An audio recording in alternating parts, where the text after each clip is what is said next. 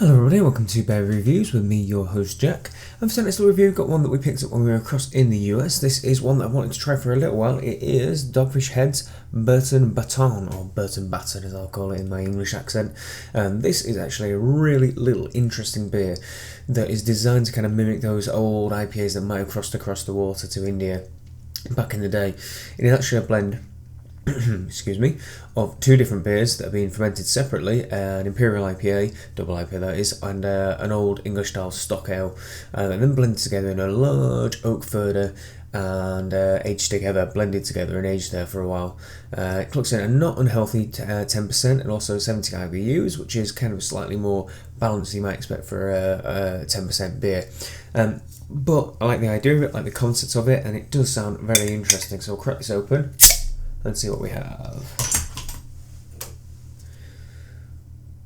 So for those who don't know about Dogfish Head, they are a brewer out of Milton, Delaware in the US of A, who are known for their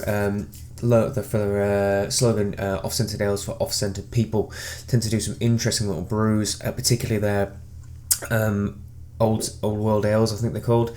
Anyway, beers that they use for old recipes that they've done. I think they've researched with some food archaeologists and come up with recipes for what beers might have been back in ancient times. Ancient ales, that's it, the Ancient Ale series.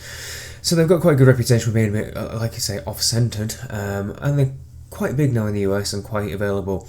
So when we pulled this little beer out, we have quite a deep ruby colour, crystal clear, nice little bit of head in it as well. Despite its ABV, it's holding well, it looks like it's lacing. There's a little bit of alcoholics in it as well, nice little bit of carbonation too. So we'll get there and give it a good old smell. Oh, it's very oaky. It's kind of oaky, raisiny almost. It kind of reminds me of like a wine, a vinous note on the top of it as well. A little bit of citrus, and almost kind of soapy aroma as well, which I was not expecting if I'm honest. Yeah, interesting. It smells quite boozy as well on the nose. Not entirely what I was expecting, but not unpleasant. It definitely has quite a unique aroma. So, cheers everyone, let's get in there and give it a try.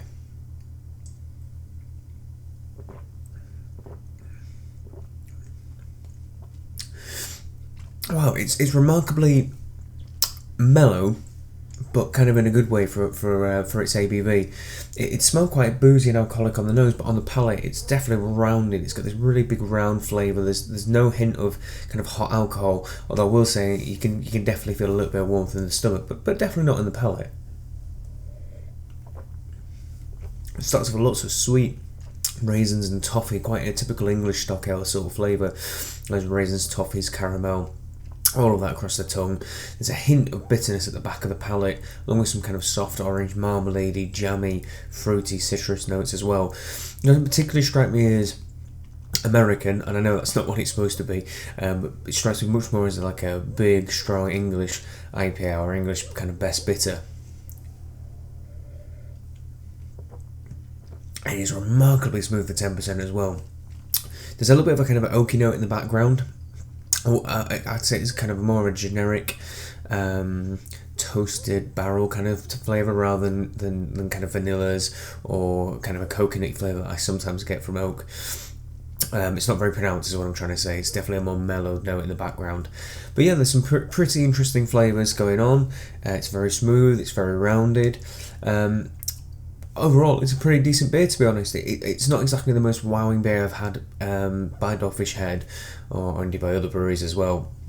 But it's very well made, very well thought through interpretation of a classic ale style, I suppose, of a classic beer style.